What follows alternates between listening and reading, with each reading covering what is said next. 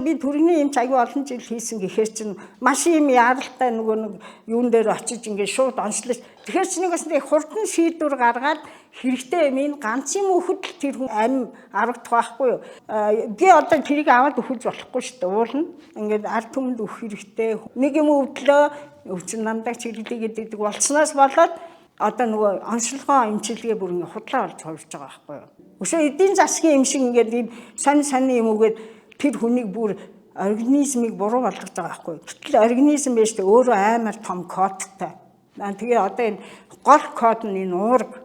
Тэгээ энэ кодоо хэрэглээд организм өөрийгөө эмчлэх айгүй өндөр чадвартай байхгүй юу? Тэгээ хит хилдүү юм хэрэглэх шаардлагагүй гэдгийг л одоо мэдэх хэрэгтэй шүү дээ. Хүүхэд чинь бол эхийн сүгээр л өсөж болж сайн сайхан болдог байхад эхийнхээ сүг уун гэдэг чинь зүгээр эхийн яг цусыг ууж байгаатай адилхан. Ганцхан өнгө нь өөрчлөгдсөн байгаа.